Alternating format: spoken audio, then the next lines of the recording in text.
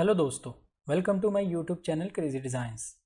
आज के इस फोटोशॉप ट्यूटोरियल में हम सीखेंगे अगर आप अपने किसी टेक्स्ट पर स्काई राइटिंग इफेक्ट अप्लाई करना चाहते हैं, जैसे कि इस इमेज पर मैंने दिया है। मैं आपको दिखाता हूँ, ये देखिए। तो किस तरह हमने ये स्काई राइटिंग इफेक्ट अप्लाई किया है, चलिए देखते हैं। सबसे पहले हम यहाँ से टाइप टूल सेलेक्ट करेंगे और हम वो टेक्स्ट टाइप करेंगे जिस टेक्स्ट को हम स्काई राइटिंग लिखना चाहते हैं। मैं यहाँ इस पर क्लिक करता हूँ और यहाँ इसको मैं कर देता हूँ स्काई राइटिंग। हम ये टाइप करेंगे और यहाँ से ओके कर देंगे। इसके बाद हम यहाँ इसको ड्रैग करते हुए सेंटर में यहाँ एडजस्ट करेंगे। यहाँ से हम करैक्टर पैनल को ओपन करेंगे। यहाँ इसका साइज़ हम थोड़ा इंक्रीज़ कर देते हैं। मैं इसका फ़िलहाल 350 कर देता हूँ। मैं जो फ़ॉन्ट यूज़ कर रहा हूँ वो कज़ूका ग्रोथिक प्रो के नाम से है। मैं इस फ़ॉन्ट का और इस बैकग्राउंड का लिंक डिस्क्रिप्शन में दे दूँगा। अगर आपको ज़रूरत हो तो आप वहाँ से डाउनलोड कर सकते हैं, या आप कोई भी फ़ॉन्ट इस तरह का यूज़ कर सकते हैं।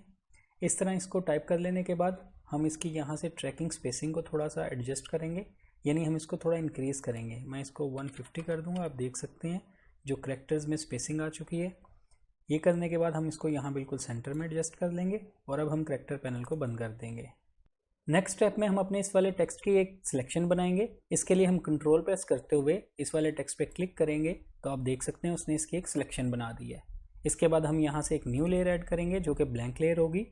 इसके बाद हम यहाँ से इस वाले पैनल में आएंगे जो कि पाथ का पैनल है। इस पर क्लिक करेंगे। यहाँ आने के बाद अगर आपका पाथ पैनल नहीं शो हो रहा हो तो आप यहाँ विंडो में जाइए। यहाँ पे आप पाथ पे क्लिक करेंगे तो आपका लेयर पैनल के साथ यहाँ पाथ शो होने लगेगा। यहाँ पाथ पैनल में आने के बाद आप इस वाले आइकन पे क्लिक कीजिए और यहाँ से मेक वर्क पाथ पे क्लिक कर दीजिए। यहाँ पे वो आपसे टॉलरेंस की वैल्यू पूछेगा। यहाँ हम वैल्यू देंगे 0.5 और यहाँ से हम ओके कर देंगे। आप देख सकते हैं उसने एक पाथ क्रिएट कर दिया है। अब हम यहाँ लेयर पैनल पे वापस आएंगे। यहाँ इस वाली लेयर टेक्स्ट लेयर को हम फिलहाल के लिए इसका आईबॉल ऑफ कर देते हैं। अब हम अपने कीबोर्ड से ब्रश टूल सेलेक्ट करेंगे। हम बी प्रेस करेंगे, या आप यहाँ से भी सिलेक्ट कर सकते हैं। ब्रश टूल सेलेक्ट कर लेने के बाद आप अपने कीबोर्ड से F5 प्रेस कीजिए। आपके पास यहाँ ब्रश सेटिंग्स आ जाएंगी। यहाँ हम वैल्यूज़ को कुछ चेंज करेंगे। यहाँ कुछ ऑप्शंस की कुछ वैल्यूज़ बाय डिफ़ॉल्ट होंगी और कुछ वैल्यूज़ को हम चेंज करेंगे। सबसे पहले हम यहाँ ब्रश टिप शेप पे क्लिक करेंगे।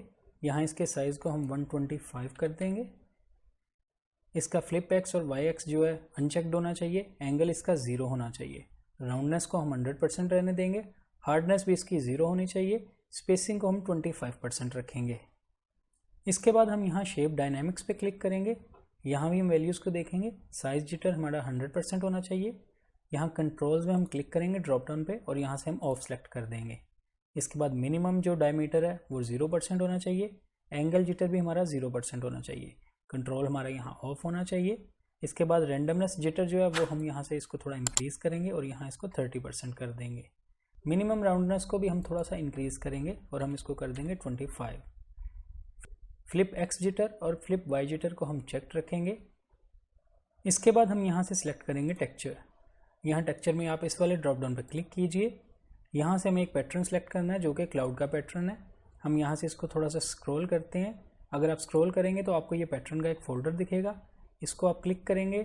हम थोड़ा सा और स्क्रॉल करेंगे यहाँ नीचे की तरफ, तो यहाँ हमें एक क्लाउड का पैटर्न मिलेगा। आप देख सकते हैं। अगर मैं इस पर माउस ओवर लेके जाता हूँ तो वो आपको दिखा रहा है ये क्लाउड का पैटर्न है। हम इसको क्लिक करेंगे और सिलेक्ट कर लेंगे। यहाँ इन्वर्ट वाला आपका चेक्ड होना चाहिए। स्केल को हम थोड़ा इंक्रीज़ करेंगे। हम इसको रखेंगे 160%।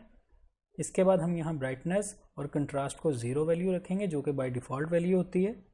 टेक्सचर ईच टिप वाला जो आपका ऑप्शन है ये चेक्ड होना चाहिए। यहाँ पे मोड को आप चेंज करेंगे। आप कलर बंद रखेंगे। आपका बाय डिफ़ॉल्ट कोई भी हो सकता है, आप इसको कलर बंद यूज़ कर लीजिए। इसके बाद आप डेप्थ को 100% रखेंगे। यहाँ आप डेप्थ जिटर को 0% रखेंगे। कंट्रोल आपका ऑफ होगा। इसके बाद हम क्लिक करेंगे ट्रांसफ़र पर। फोटोशॉप के कुछ वर्जन में यहाँ ट्रांसफ़र की जगह अदर डायनेमिक्स भी हो सकता है। यहाँ पर भी हम वैल्यूज़ को कुछ चेंज करेंगे। यहाँ ओपेसिटी जिटर को हम थोड़ा सा इंक्रीज़ करेंगे। हम यहाँ 20% कर देंगे। यहाँ कंट्रोलर पे हम यहाँ ड्रॉप डाउन पे क्लिक करने के बाद यहाँ से ऑफ यूज़ करेंगे। इसके बाद फ्लो जिटर है, यहाँ पे हम वैल्यू देंगे 50%। ट्रांसफ़र की वैल्यूज़ देने के बाद आप यहाँ स्मूथिंग वाले को चेक कीजिए और यहाँ से इसको बंद कर दीजिए। यहाँ वापस आने के बाद आप अपने फोरग्राउंड कलर को वाइट कर लीजिए। हम फिर से जाएंगे यहाँ पाथ्स में। यहाँ आने के बाद आप इस वाले आइकन पे क्लिक कीजिए और यहाँ से हम यूज़ करेंगे स्ट्रोक पाथ।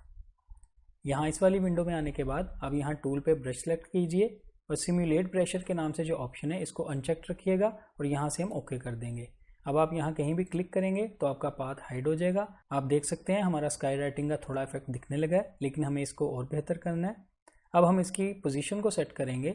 इसके लिए हम अपने कीबोर्ड से कंट्रोल टी प्रेस करेंगे और इसको यहाँ से इस कॉर्नर पे आने के बाद आप control alt and shift press कीजिए और इसको बाहर की तरफ इस तरह से ड्रैग कीजिए। अब हम कंट्रोल 0 करते हैं, इसका थोड़ा जूम आउट कर लेते हैं, या कंट्रोल माइनस से आप जूम आउट कर सकते हैं। मैं फिर से control alt and shift press करता हूँ और इसको थोड़ा सा और बाहर की तरफ लेके जाता हूँ। यहाँ लाने के बाद हम इसका साइज़ थोड़ा सा कम भी करेंगे। मैं ऑल्ट एंड शिफ्ट प्रेस करते हुए इसको प्रोपोर्शनली छोटा करूँगा और यहाँ हम थोड़ा सा ऊपर कर देते हैं। यहाँ एडजस्ट करने के बाद हम यहाँ से ओके कर देंगे। अब आप कंट्रोल 0 प्रेस कीजिए और इसको एक्चुअल व्यू में देख सकते हैं। इसके बाद आप यहाँ से फिर लेयर पैनल में वापस आएँ और इस वाले पे राइट क्लिक करने के बाद इसे कन्वर्ट टू स्मार्ट ऑब्जेक्ट कर दें। इसके बाद हम इसी लेयर पर डबल क्लिक करेंगे और यहाँ से आ जाएंगे ब्लेंडिंग ऑप्शन में।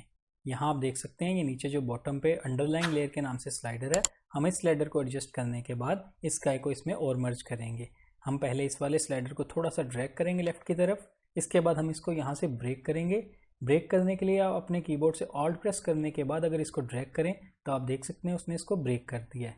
इसकी वैल्यू को हम थोड़ा सा लेफ्ट की तरफ लेके आएंगे यहाँ सेंटर में, और इसी तरह हम इस ब्लैक वाले स्लाइडर को भी थोड़ा सा राइट की तरफ लेके जाएंगे।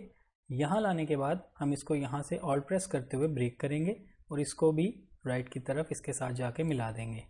अब आप प्रीव्यू में भी देख सकते हैं, ये देखिए अगर मैं इसको और राइट की तरफ लेके जाऊँगा तो वो इसको और मर्ज करता जा रहा है।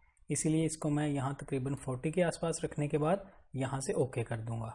इसको थोड़ा और मर्ज करने के लिए हम यहाँ से जाएंगे फिल्टर में, ब्लर, और यूज़ करेंगे मोशन ब्लर।